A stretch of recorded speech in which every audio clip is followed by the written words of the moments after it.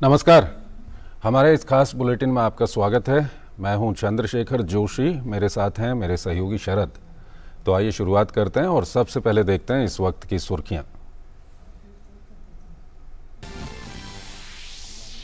प्रधानमंत्री नरेंद्र मोदी आज गुजरात के बड़ोदरा में भारतीय वायुसेना की परिवहन विमान विनिर्माण परियोजना का करेंगे शिलान्यास।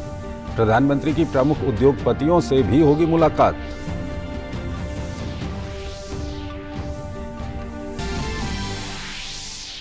प्रधानमंत्री नरेंद्र मोदी आज सुबह 11 बजे आकाशवाणी से मन की बात कार्यक्रम में अपने विचार करेंगे साझा। दूरदर्शन और आकाशवाणी के समूचे नेटवर्क पर होगा सीधा प्रसारण।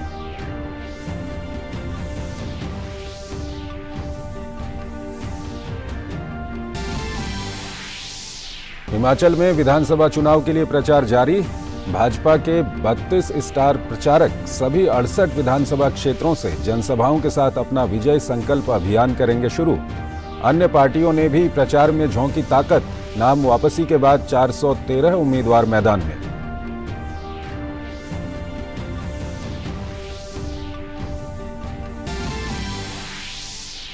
दिल्ली एनसीआर में वायु गुणवत्ता की स्थिति खराब श्रेणी में बरकरार। दिल्ली में वायु गुणवत्ता सूचकांक 374, नोएडा में 359, जबकि गुड़गांव में 354 दर्ज।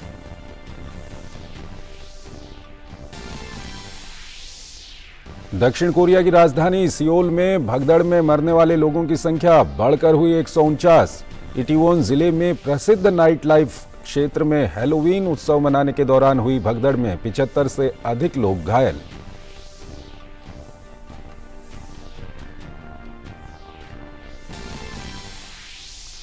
आईसीसी टी20 विश्व कप में आज भारत और दक्षिण अफ्रीका के बीच होगी भिड़ंत। विजेता टीम अंतिम 4 के लिए अपनी दावेदारी को करेगी और मजबूत।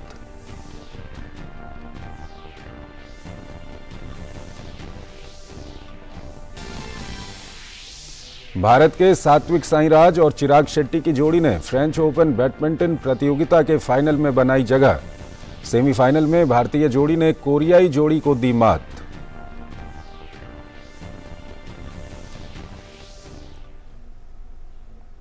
और आइए अब खबरों को विस्तार से देखते हैं। प्रधानमंत्री नरेंद्र मोदी आज गुजरात के बड़ोदरा में भारतीय वायुसेना के लिए C295 MW परिवहन विमान विनिर्माण परियोजना की आधारशिला रखेंगे।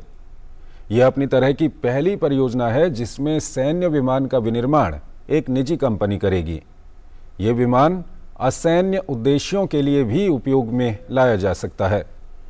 इस अत्याधुनिक परिवहन विमान की क्षमता 5 से 10 टन होगी। C295 MW परिवहन विमान भारतीय वायुसेना के पुराने एब्रो विमान का स्थान लेगा।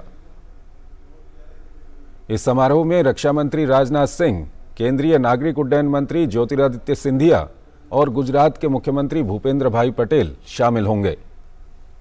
प्रधानमंत्री की प्रमुख उद्योगपतियों से भी मुलाकात होगी। प्रधानमंत्री नरेंद्र मोदी आज सुबह 11 बजे आकाशवाणी से मन की बात कार्यक्रम में अपने विचार साझा करेंगे। कार्यक्रम का प्रसारण आकाशवाणी और दूरदर्शन के समूचे नेटवर्क, आकाशवाणी समाचार की वेबसाइट और news on AIR mobile app पर किया जाएगा। आकाशवाणी समाचार, दूरदर्शन समाचार, प्रधानमंत्री कार्यालय और सूचना और प्रसारण मंत्रालय के YouTube चैनलों पर भी कार्यक्रम सीधा प्रसारित किया जाएगा। आकाशवाणी से हिंदी प्रसारण के तुरंत बाद क्षेत्रीय भाषाओं में भी मन की बात का प्रसारण होगा।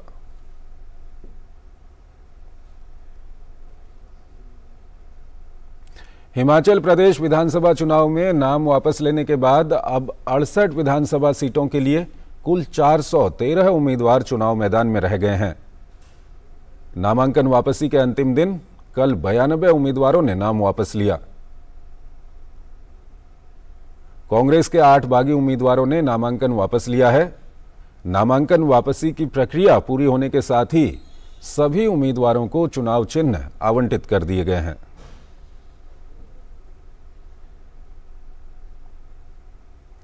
हिमाचल प्रदेश विधानसभा चुनाव 2022 का बिगुल बजते ही सभी राजनीतिक पार्टियां सक्रिय हो गई हैं। हिमाचल प्रदेश में उम्मीदवारों की सूची जारी करने के बाद पार्टियां चुनाव प्रचार के लिए मैदान में हैं। भाजपा आज से विजय संकल्प अभियान के माध्यम से हिमाचल में औपचारिक रूप से चुनाव प्रचार की शुरुआत करेगी।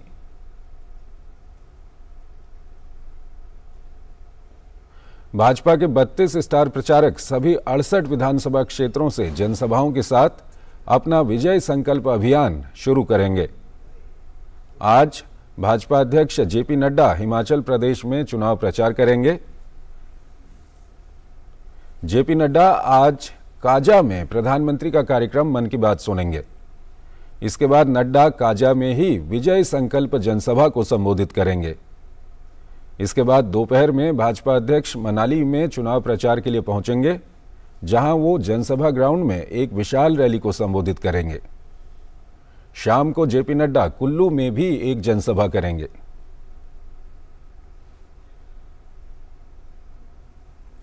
निर्वाचन आयोग चुनाव प्रबंधन निकायों की भूमिका, रूपरेखा और क्षमता विषय पर 2 दिवसीय अंतर्राष्ट्रीय सम्मेलन की मेजबानी करेगा।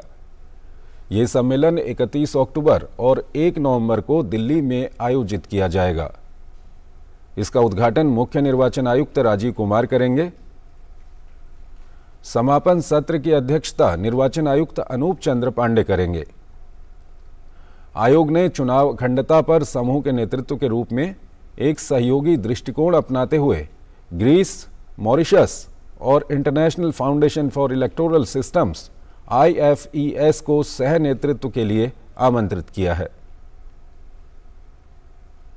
इस सम्मेलन में 3 अंतर्राष्ट्रीय संगठनों IFES, अंतर्राष्ट्रीय आइडिया और UNDP सहित 11 देशों के चुनाव प्रबंधन निकायों के लगभग 50 प्रतिभागियों के शामिल होने की उम्मीद है।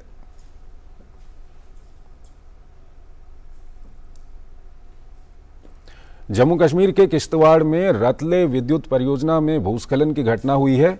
इस घटना में मलबे में एक JCB चालक दब गया और उसको बचाने गई रेस्क्यू टीम भी मलबे में दब गई। घटना में एक व्यक्ति मारा गया है, 5 लोग घायल हो गए और कई लोगों के मलबे में दबे होने की आशंका है। उपायुक्त किश्तवाड़ ने बताया कि घटनास्थल पर पुलिस और सेना का बचाव अभियान चल रहा है। केंद्रीय मंत्री जितेंद्र सिंह ने ट्वीट कर बताया कि स्थानीय अधिकारी से बात हुई है। एक व्यक्ति की मौत हुई है, 6 लोग बचाव दल के दबे हुए हैं। बचाव अभियान जारी है।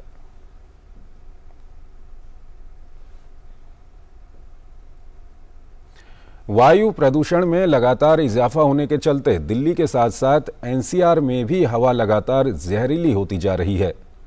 दिल्ली NCR में वायु गुणवत्ता की स्थिति खराब श्रेणी में बनी हुई है। दिल्ली में आज वायु गुणवत्ता सूचकांक 374 के आसपास दर्ज किया गया। नोएडा में वायु गुणवत्ता सूचकांक 360 रहा, तो वहीं गुरुग्राम में वायु गुणवत्ता सूचकांक 356 के आसपास दर्ज किया गया। केंद्रीय प्रदूषण नियंत्रण बोर्ड के अनुसार दिल्ली NCR में अगले कुछ दिनों के दौरान हवा की गुणवत्ता खराब श्रेणी में बनी रहेगी।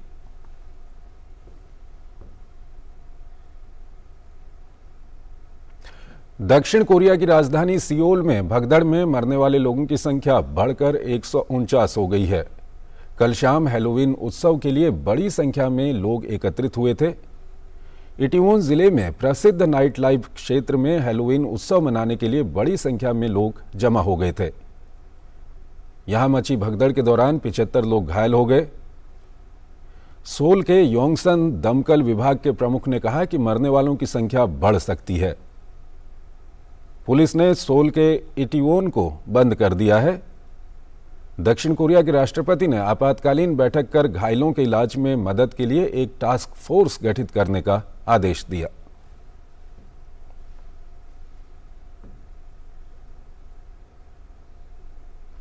और आइए अब आपको दिखाते हैं हमारे सहयोगी चैनल DD नेशनल पर जो धारावाहिक चल रहे हैं उनमें क्या कुछ चल रहा है।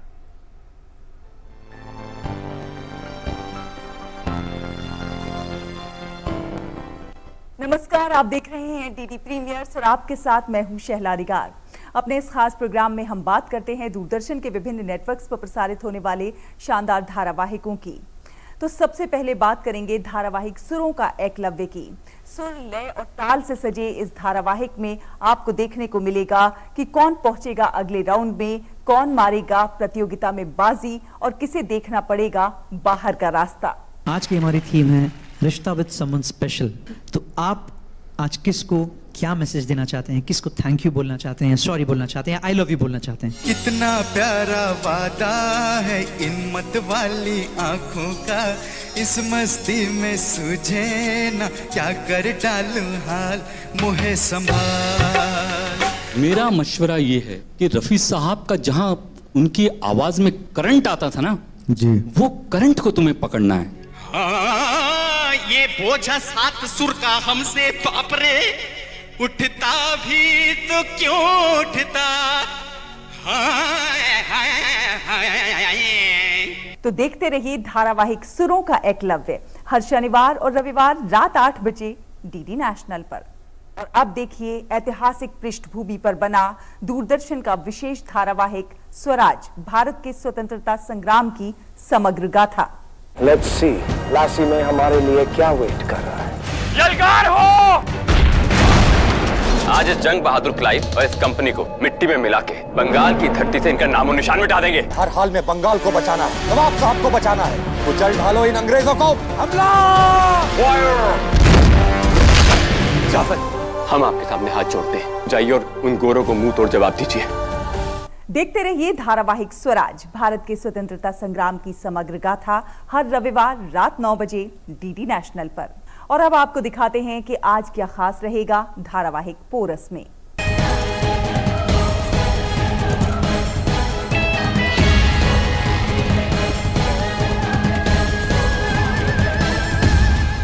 गिनती कर ले, समझ आ गया होगा। मैसेडोनिया में इतनी ईंटें नहीं हैं जितने हमारे पास सिपाही हैं।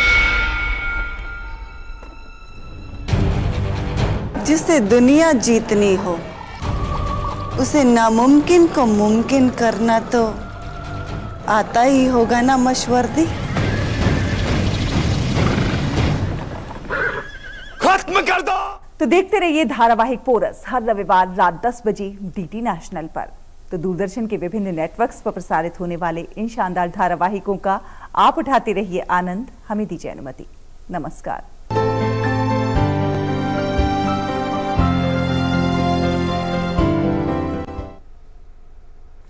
आईसीसी टी20 विश्व कप में आज भारत दक्षिण अफ्रीका के साथ मुकाबला खेलने उतरेगा। सेमीफाइनल की रेस से पहले ये मुकाबला कई मायनों में क्वार्टर फाइनल की तरह देखा जा रहा है। इस मुकाबले को जो भी जीतेगा वो अंतिम 4 के लिए अपनी दावेदारी को और मजबूत कर लेगा। आस्था का महापर्व छठ देश के विभिन्न भागों में श्रद्धा और आस्था के साथ मनाया जा रहा है। 4 दिन के छठ पर्व अनुष्ठान के तीसरे दिन आज श्रद्धालु अस्तांचल गामी सूर्य को अर्घ्य अर्पित करेंगे। विक्रम संवत के कार्तिक माह में मनाया जाने वाला छठ पर्व जीवन के लिए सूर्य और धरती के प्रति आभार व्यक्त करने का अवसर है। 4 दिन की छठ पूजा का समापन कल उगते सूर्य को अर्घ्य अर्पण के साथ संपन्न होगा।